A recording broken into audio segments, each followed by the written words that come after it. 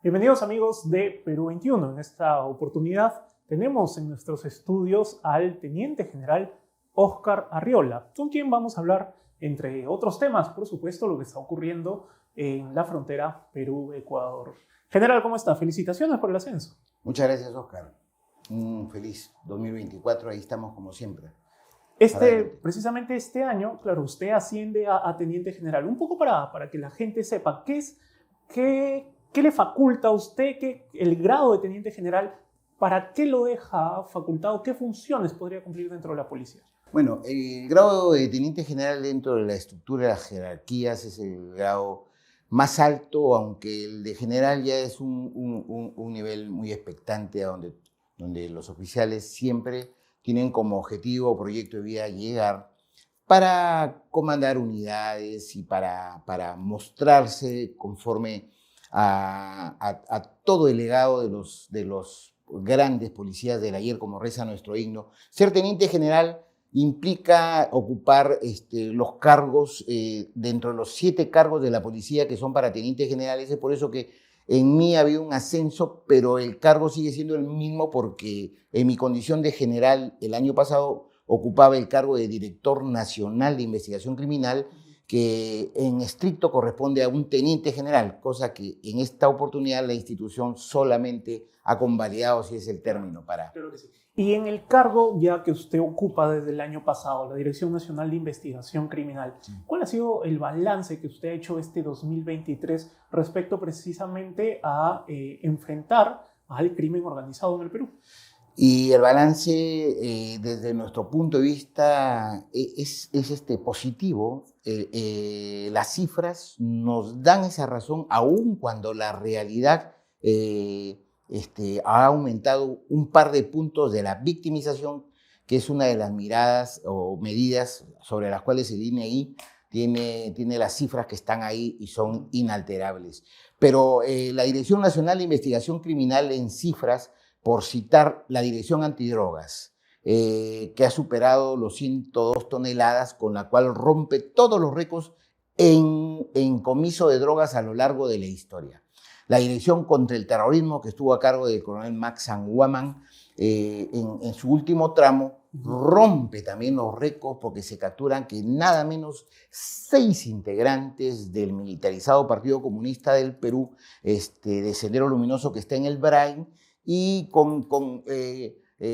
eso en las 2 primeras capturas, pero los 4 últimos miembros, nada menos que el hijo del camarada José y el hijo del camarada Gaby, que eran los llamados a suceder, o sea, era el legado de la dirección central de esta nefasta organización terrorista, independientemente de la desarticulación de la camarada Cusi, que si se hubiera dado un poco más antes no hubieran ocurrido las muertes en Ayacucho, pero no se puede retroceder la historia. Bueno, y también el caso de esta ONG de Sendero Luminoso, Voluntad Transformadora, que adoctrinaba niños en Trujillo. Y con toda seguridad que es la otra facción de Sendero Luminoso, la seguidora del pensamiento Gonzalo del genocida Guzmán. Y tenemos Medio Ambiente, que ha batido récords, tenemos DIVIAC, que ha batido récords también del coronel Colchado. Tenemos lavado de activos, que también bate un récord, y es por la coyuntura también, porque le tocó un caso sumamente con activos muy millonarios, como es la incautación de la Universidad Alas Peruanas y los otros activos, por citar esto. Tenemos Dirección contra la Corrupción, que también... Entonces ha sido un año fructífero, un año que solamente tiene que servir de base, pero la mirada está en el nivel de violencia de las organizaciones criminales transnacionales que vienen azotando a la región y al mundo entero. Y es por eso que debemos de tomar medidas excepcionales también, estrategias mucho más agresivas, adquirir capacidades logísticas, tecnología, porque si no, no hay forma de combatir contra esta criminalidad. Pero además de todo ello, también un trabajo muy articulado con el Ministerio Público y un poder judicial que mire la peligrosidad y la violencia al momento de tomar decisiones, y que estemos sintonizados, que es preferible que estén en el interior de los penales esta gente que lo único que sabe es delinquir. Esta mirada hay que tenerla, pero muy fina para evitar que el riesgo y el peligro aumente en las calles mientras existan estos personajes integrantes de estas megabandas transnacionales en la calle. Claro, usted me habla de los penales, del interior de los penales. Y en Ecuador, precisamente, la crisis que está sufriendo el vecino país del norte empezó en los penales, cuando se tomaron a funcionarios ecuatorianos, que son el equivalente acá a los agentes penitenciarios, se tomaron secuestrados, se tomaron penales. ¿Cómo está la situación general en nuestro país respecto a los penales y el control que hay allí? Sabemos que es un tema del INPE, pero desde su experiencia, ¿cuál es su análisis? Sí, hay que hacer un análisis justamente y hacemos una situación comparativa con lo que ha sucedido en el Ecuador, que en los últimos tiempos han muerto 500 personas en los develamientos de los motines, de los reclamos, otros han fugado de los penales, y todo ello a respuesta de las medidas que ha tomado el gobierno, las autoridades del Ecuador respecto del control de los penales por parte de los militares o del traslado de ciertos internos de un penal a otro. Han hecho pues que se exacerben y se tomen estas medidas. Entonces, todo ello ligado a organizaciones 22 que ha definido bien Ecuador, pero en realidad son 3 que entra a la disputa, y el fondo de todo esto es el control del tráfico ilícito de drogas. Ahí tenemos los choneros que trabajan, están vinculados directamente con el cartel de Sinaloa de México, y tenemos los tiguerones y ¿cómo se llama? Y los lobos que están ligados a Jalisco Nueva Generación. Y entonces, ese mismo día que toman los penales y que empieza este martes negro, aquí en el Perú, por disposición de las autoridades del más alto nivel de nuestra república, se intervienen los 68 penales. Y la intervención ya te da una lectura del control del principio de autoridad que ejerce el Instituto Nacional Penitenciario, mientras que el Ministerio Público y la Policía Nacional estábamos atentos ante los requerimientos conforme manda la ley. Entonces, ahí tenemos una lectura sin el ánimo de pertenecer o no al INPE, porque ya se hubieran producido algunas situaciones violentas que sí ameritan la intervención de la policía, del Ministerio Público, como ha sido en el Ecuador, que ayer recién han solucionado y pusieron en libertad a más de 70 funcionarios, agentes penitenciarios, lamentando que falleció uno, asesinaron a uno, y ese es el producto de lo que se viene viendo. ¿Le preocupa a la policía, le preocupa a la Dirección Nacional de Investigación Criminal el anuncio del gobierno ecuatoriano de devolver a los delincuentes que purgaban cárcel en Ecuador, devolverlos a sus países de origen, uno de ellos el Perú?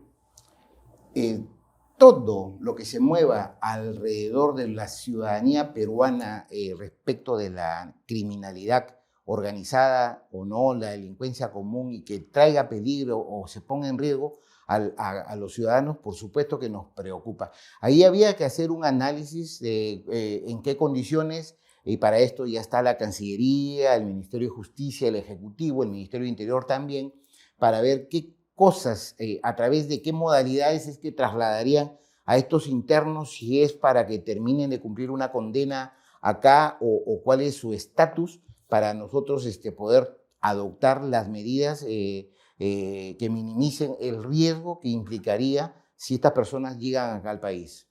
Claro, porque parece que la estrategia del presidente para pacificar su país es un poco llevar esa delincuencia, ese crimen organizado, sacarlo del país, pero sin importar a qué otros países van, a dónde vuelven a establecerse, ¿no? Por supuesto, y es un tema que habría que analizarlo también y ponernos en los zapatos de otros países cuando de acá se pretende también llevar, o de otros países al otro, en el norte, y dicen no, porque también adoptan sus medidas de seguridad y de previsión de que no suceda algo más fuerte, ¿no? ¿Cómo están nuestras fronteras, general? ¿Cómo está trabajando ahí la policía para proteger estas... A ver, vamos, usted es del norte, yo soy del norte, soy de Piura, zona fronteriza, y vamos, conozco que no solo están los puentes internacionales donde está el control, sino claramente hay 50, 100 pasos ilegales que muy poco se controla. No vamos a decir que nadie controla, sino que muy poco se controla por la falta de recursos humanos y recursos económicos precisamente para que nuestras autoridades controlen esos pasos. ¿Cómo está hoy, 2024? Definitivamente las fronteras en el mundo no son absolutas respecto del control y la seguridad de los estados. Siempre hay algunos puestos de control migratorio, donde están las autoridades, donde se hace un registro de los nombres e identidades, pero eso no es la mirada que esperamos, sino le damos la mirada a lo largo y ancho de nuestras fronteras y a estos pasos conocidos. Entonces, ese mismo día que empezó la noticia de las violencias que envolvía al Ecuador, el ministro de Defensa y el ministro de Interior, por orden de la presidenta del Consejo de Ministros, también se viajaron al norte del país. Con ellos 500 policías que reforzaron la parte visible y algunas partes estratégicas y una cantidad considerable de agentes de inteligencia, porque la inteligencia puede adelantarse con alguna información puntual que permita hacer frente a este paso fundamentalmente de los criminales. Y sí, pues los recursos humanos serían insuficientes para cualquier estado si se pretende colocar agentes en distancias de 140 kilómetros, por decir que tiene Tumbes, o de 243 kilómetros de frontera con el Ecuador que tiene Piura. Seguido está Amazonas y luego Loreto, ¿no? Cajamarca también. Entonces, sí, es un tema que definitivamente se cubrió, se permanece y se lee todos los días para ver, en coordinación con las autoridades del Ecuador.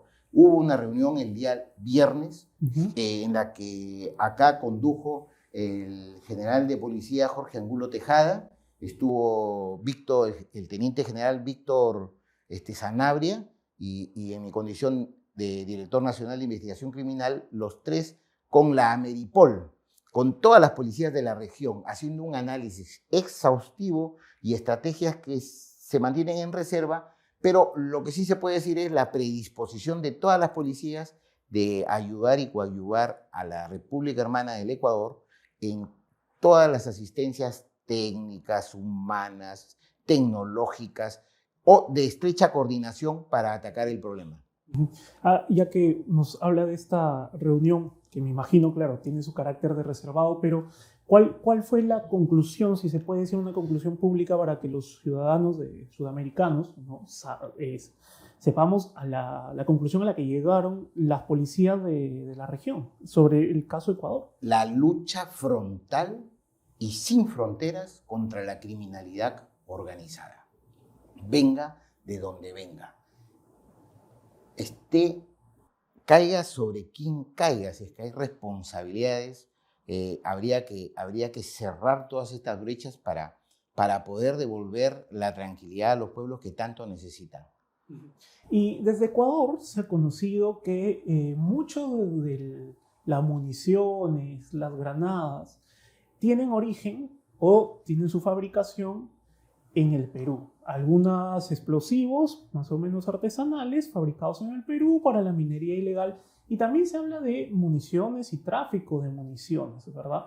Precisamente este domingo en Perú 21 publicamos una sentencia del Tribunal Supremo Militar Policial en donde está establecido y confirmado que desde el 2015 del principal polvorín del ejército de nuestro país en Lima se perdieron o se robaron 800 granadas y más de 100.000 municiones calibre de 9 milímetros. Estas granadas nunca llegaron a recuperarse y una de estas granadas, general, usted recordará muy bien, en el 2015 mató a un colega suyo, al suboficial Adolfo Castellano de la UDEX. Él iba a desactivar una granada dejada por la delincuencia que estaba extorsionando en un colegio y la granada le explota en la cara. Ahora se sabe que esta granada fue robada desde el penal. ¿Qué le decimos a la ciudadanía? ¿Cómo están coordinando nuestros institutos armados, incluyendo la policía? ¿Cómo están coordinando para saber si es que acá hay un faltante de municiones? Ojo, policía, cuidado, porque por aquí podemos investigar para saber finalmente quién se termina robando las municiones y granadas del Estado peruano. Sí. Hay un departamento de investigación de armas y explosivos de la Policía Nacional del Perú que pertenece a la División de Crimen Organizado y a la vez de la IRINCRI, y está enfocado a realizar estas investigaciones. El año próximo pasado, yo estoy convencido que ha tenido que ser fines de septiembre, empezando octubre, se sostuvo una reunión de los sectores defensa e interior. Y los ministros coordinaron y funcionarios de ambos sectores, de la policía y de la Fuerza Armada, nos constituimos para realizar verificaciones, comprobaciones, investigaciones, y de ahí que sea un punto de partida de auditorías e investigaciones al interior de cada una de las instituciones. Definitivamente lo que pasó con nuestro hermano Adolfo Castellanos, como bien ahora ya hay una sentencia respecto a ello, pero siempre uno tiene que ser prolijo en la investigación y profundizar de tal manera de obtener la verdad completa, y cuando tienes la verdad completa también tienes los responsables, porque responsable que no es descubierto en un espacio, en un estadio de esta vida criminal, sigue cometiendo los delitos. Es por eso que es importante y vital los antecedentes, el modus operandi de cada personaje cuando entra a la ventana de la sospecha. ¿Y esta auditoría que realizaron después de esta reunión, finalmente qué arrojó? Continúa, porque las cantidades son ingentes, si es el término, y se va a actuar definitivamente con el Ministerio Público. Ahora mismo, hace 3 días, luego de una intervención de 8 ciudadanos criminales irrecuperables venezolanos, luego hay otra información adicional a la captura, y conversando, interrogando, efectivamente, a la hora de la intervención habían lanzado 3 granadas, nada menos que al inmueble colindante. Esta es la intervención que se le hizo a los hijos de Dios del Tren de A Aragua. los hijos de Dios del Tren de Aragua en San Martín de Porras. Claro. Y imaginamos nosotros, hubiéramos estado con toda una novedad de violencia a la explosión de una de estas granadas, que felizmente con el mismo UDEX han ido y han podido recogerlas sin que haya un resultado. ¿De dónde ellos tenían esas granadas? ¿Cómo las obtuvieron? Sí. Cuando se investiga una organización criminal y que cometen delitos de impacto, secuestro, sicariato, extorsiones, robos agravados y tráfico ilícito de armas, siempre tiene que haber líneas de abastecimiento. Por eso que las investigaciones tienen que ser mucho más dinámicas, mucho más proactivas, no amarradas a un número de expediente y el otro número esperar que baje. Tiene que ser muy ágil. Es por ello que han habido estas modificatorias y definitivamente, por decir, yo tengo grabado en la memoria que cuando capturamos a los injertos del Fundo Kendo, autores del triple crimen de Camacho, de Nora Ruiz Aguilar Vive Paredes, y el secuestro de Xochitl y de otros grandes secuestros, incautamos 24 fusiles, y uno de ellos, varios de ellos, AKM, Akalanikov, rusos, y los otros AKM coreanos. Los coreanos, por supuesto que los había traído la Policía Nacional del Perú, y los rusos, un instituto armado como es la Fuerza Aérea. Y se realizaron 3 capturas en el lado de los rusos, y por los coreanos, por la policía, se realizaron 2 capturas importantes. Recuerdo un mayor y un suboficial que trabajaban en el Departamento de Armas y Municiones, y también en AFAC 3 suboficiales que trabajaban en este Departamento de Armas y Municiones. Entonces, esta es la manera de enfocarnos en una investigación profunda y que no quede ni una arista, ni uno de los responsables fuera y se fomente la impunidad. Pero como en todo sistema criminal, siempre estos se van reciclando, ¿no? Sí. Puedes capturar a uno, pero meses posterior aparece otro personaje, lamentablemente podría ser otro miembro de nuestras Fuerzas Armadas, un mal elemento que tome ese lugar porque finalmente hay alguien arriba, mucho más arriba, interesado en que este negocio de tráfico ilegal de armas continúe. Sí, la sustracción sistemática, el aprovechamiento, por decir, en aquella vez, si habían una cantidad de 10 fusiles que tenían que darles de baja porque ciertas piezas estaban mal, pues las piezas que estaban mal las sacaban y ensamblaban, de tal forma que de 10, por decir, quedaban 2, 3 fusiles, y lo demás todo iba, y en el ideal de los documentos todo iba a una fundición de las armas, cosa que no era real. Todo eso se determinó, todo eso se esclareció y se incautaron piezas con números que permitió establecer esta teoría del caso. Y puede que ahora, en esta situación, en este contexto, los papeles nos digan que todo está en orden, nuestros almacenes, nuestros polvorines, todo está en orden en papeles, pero la realidad sea otra. No hay forma. Yo considero que no hay forma de que esto suceda, porque tendría que haberse planificado milimétricamente, cosa que es muy difícil dependiendo la cantidad.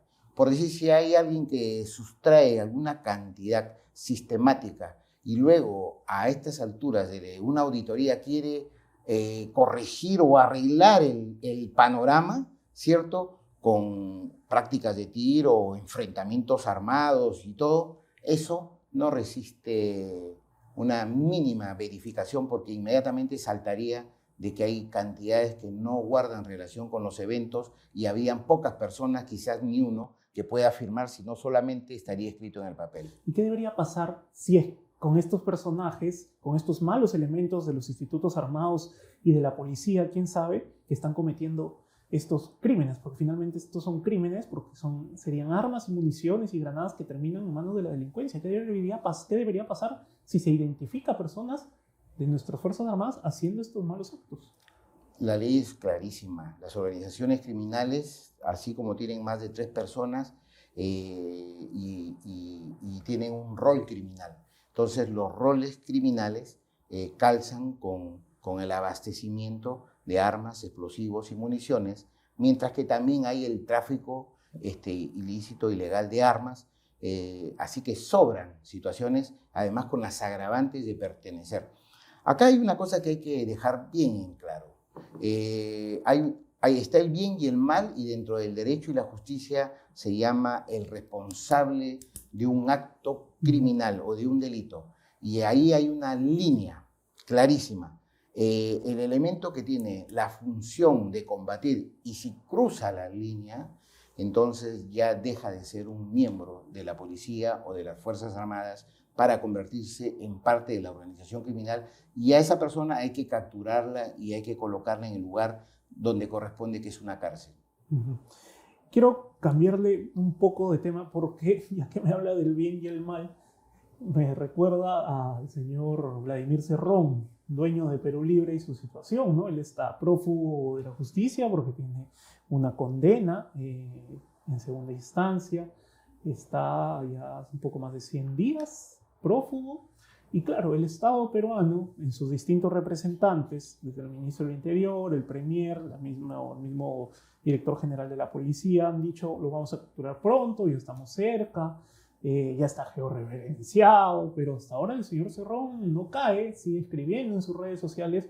Incluso usted, general Óscar Arriola, lo reta, el señor Vladimir Cerrón. ¿Cómo estamos ahí? Y bueno, yo siempre digo que no podría contestar las cosas que el señor Cerrón indica, pero lo cierto es que él debería en estos mismos momentos pensarlo. Bueno, es una cuestión de decisiones también para personas inteligentes, pero debería ponerse a derecho. Y estamos hoy día 15 de enero, si no me falla la precisión, 15 de enero. Entonces sería una muy buena fecha para que se ponga a disposición. Él tiene 2 requisitorias, una por la sentencia que tiene por el delito de colusión, tiene otra prisión preventiva por 36 meses por el delito de lavado de activos, el primero por colusión, y luego tiene un impedimento de salida también por 36 meses por lavado de activos y por estafa y otras defraudaciones, o sea, 3 actos criminales separados por las cuales Él tiene que afrontar la justicia y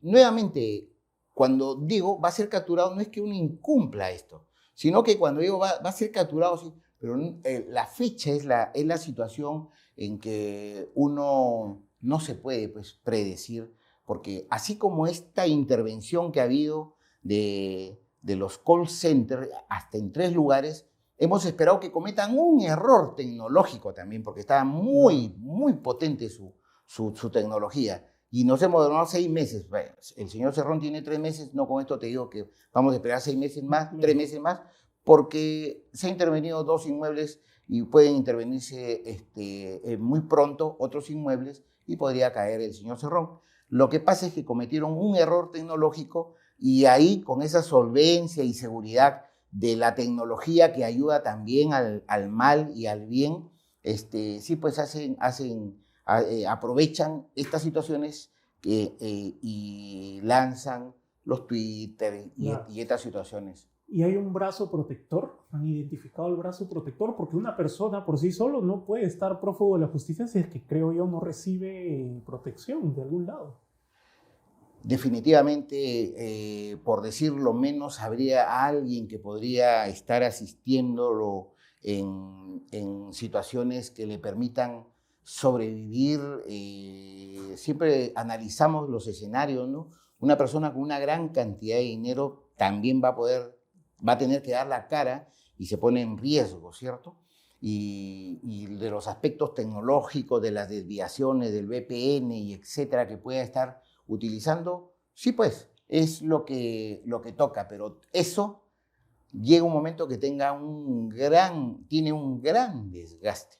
Y esto es que esta sentencia y esta prisión preventiva por el lavado de activos y el otro impedimento, sin contar el delito de terrorismo que tiene uno por las declaraciones de Sacha y las vinculaciones con Quispe, pero lo otro es cuando quieren comprarlo a Sacha, y ese delito sí está sumamente comprobado también. Lo que sucede es que ahí la policía, la DIRCOTE en ese tiempo, yo estuve ahí, solicitó prisión preventiva al Ministerio Público. El Ministerio Público postuló por una comparecencia restringida, cuando las pruebas estaban más que evidentes porque los abogados de él y los otros comprendidos quisieron comprar el silencio y además mandarlo al extranjero a Evi Villarreal Medina Sacha, y lo llevaron a un sauna, y ahí todavía hay un colaborador eficaz que, viendo la contundencia de los videos y de todo, decidió hablar. Pero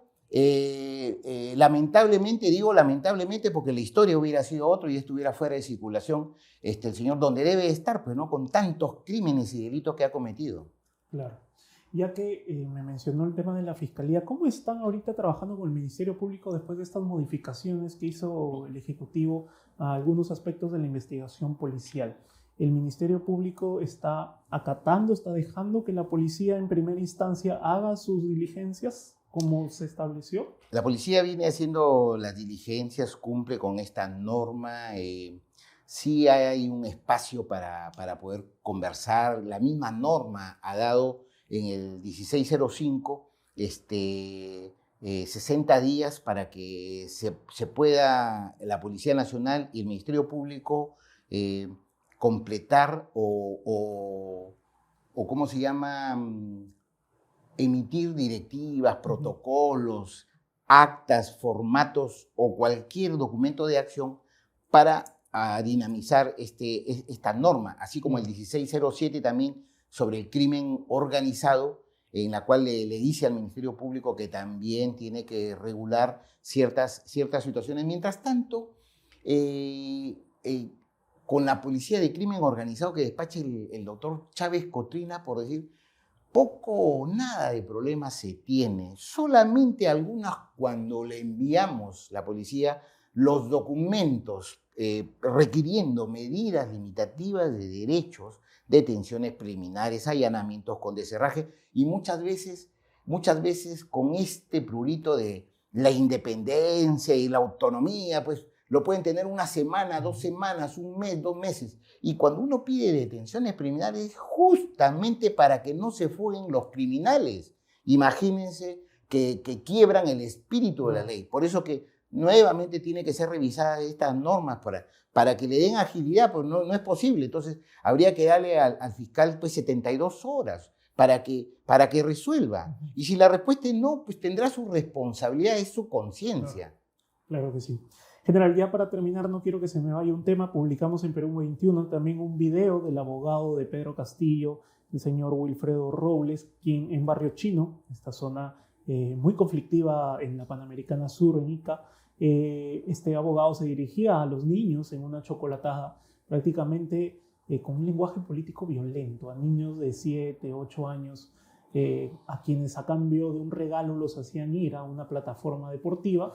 Salía el abogado de Pedro Castillo y les contaba una especie de cuento de que Pedro Castillo fue secuestrado por unos malos que lo tienen ahorita prisionero y los obligaba a decir prácticamente a los niños repetir Dina, asesina, Dina, asesina. ¿Qué les parece esta situación?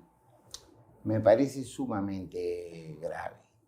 Más que grave, preocupante, porque nosotros los peruanos no logramos tomar conciencia de lo que realmente pasó en el país. Somos una sociedad definitivamente amnésica, como ingrata también. Entonces no valoramos lo que ha sucedido, el dolor de 70.000 muertes. Entonces esto por lo menos para mí no es una novedad. Tengo 34 años en esto y 30 en el terrorismo, que he conocido muy de cerca a los movimientos de niños pioneros, donde empiezan con la fábula Pedrito y el Lobo, donde el lobo es el neoliberalismo y la derecha, y Pedrito es el de la izquierda y el explotado, y etcétera. Y empiezan los grandes cuentos así. Este hombre, Wilfredo Robles, abogado irresponsable, ha estado por 9 o 10 años en la cárcel. Por terrorismo. Se le encontró con explosivos, un hombre sumamente violento.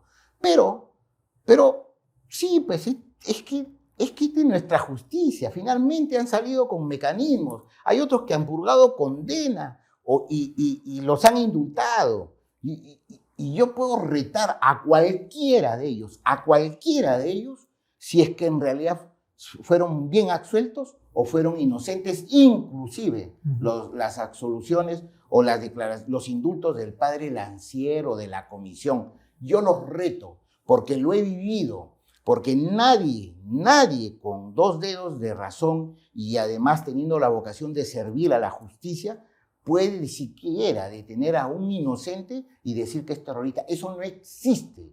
No existe el término terruqueador. No existe. Se ha combatido a los asesinos y criminales del pensamiento Gonzalo como del MRTA y a nadie más. En este caso de Robles se le preguntaba a algunos abogados penalistas cuál es el ilícito penal aquí. Y no se encontraba el ilícito penal. Sí. Creo que está en una delgada línea entre esto es delito o es simplemente un tema ético. Yo le explico eso porque también, sin jactarme, por lo menos ni llegarle a la mitad de los juristas que pueda saber. Usted es abogado. Sí, claro. Sí, pero la apología en el mundo entero es lo mismo, es la defensa de una causa, y si esa causa es ilegal, es ilícita, cometes la apología. Entonces dice, el que realiza apología del delito de terrorismo o de la persona que tiene ha purgado condena o tiene sentencia firme sentencia condenatoria firme, comete el delito de apología. Muy bien. Pero eso ya estaba así. Cuando el 1 de mayo del año 2017 salieron a marchar terroristas de Sendero Luminoso, porque hay que ser de Sendero Luminoso, hay que ser asesino para elevar el rostro de Manuel Rubén Abimael Guzmán Reynoso, un genocida, y dijeron, ¿es apología o no es apología? Otros también, en los términos, gloria al más grande marxista, leninista, maoísta existente sobre la faz de la tierra. O sea, está elevando.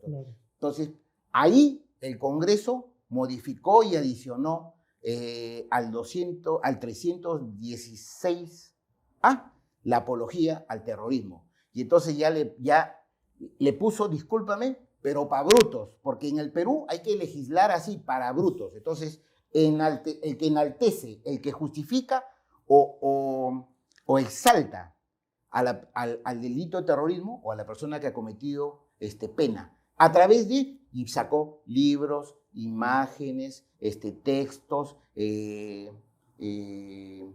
¿cómo se llama? Objetos. ¿Por qué? Porque había un gran debate. No. Y lo que pretendemos es algo. Ellos nunca más volvieron a marchar así. ¿Por qué?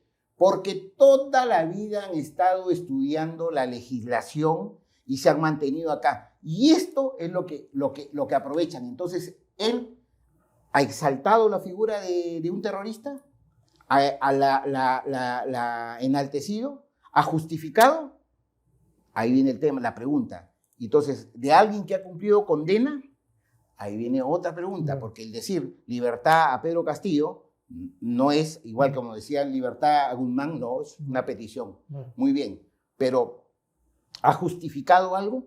No, y cuando lanza un adjetivo contra otro personaje que no calza, entonces es porque ha estudiado esa delgada línea. Pero lo que sí está haciendo es que nadie lo va a ver seguramente, es la próxima cita que tiene con estos niños, donde ya empieza a decirles en qué consiste y qué les pasa a ellos y cuál es la única alternativa de la solución, por qué sus papás trabajan tanto y por qué no lo ven, y van formando el odio. Lo que es la lucha de clases para Marx es el odio de clases. Y mañana más tarde ya los encierran clandestinamente y tenemos lo que pasó en la Operación Olimpo, donde nos encontramos que en la clandestinidad dicen: esto es el marxismo, leninismo, maoísmo, pensamiento Gonzalo, esta es la guerra popular y estamos en la segunda reconstitución. Y esto lo único que puede suceder acá es crear las condiciones, ¿sí?, para reiniciar la lucha armada. Entonces la gente dice, ¿están terruqueando? No se está terruqueando, simple y llanamente se está describiendo la realidad. Bueno, Wilfredo Robles no ha tenido, hasta el momento, eso lo confirmo, no tiene ni una denuncia por este hecho lamentable. Hasta el momento. Pero hay un informe que yo sé en qué va a acabar el informe. Sí, pues sé, conozco las autoridades y eso es lo lamentable. Pero sí, debería llamársele. Por lo menos. Y decírsele, y cuántas reuniones tuvo usted algo. Llamarse a todos los padres de esos niños. ¿Cierto? Porque del lado de la prensa, claro, es una chocolatada que se pudo registrar. Sí. ¿Cuántas otras hubo? Pero si acabamos de observar lo de Trujillo. Bueno, si a alguien le queda duda de lo de Trujillo, entonces esperemos los coches bombas nuevamente, pues. Eso es lo que está pasando en nuestro país. Claro, claro que sí. Ojalá que Robles por lo menos se haya llamado a una declaración, ¿no? Yo creo que sí, porque la unidad especializada tiene que haber hecho un informe con el antecedente de quién es este personaje.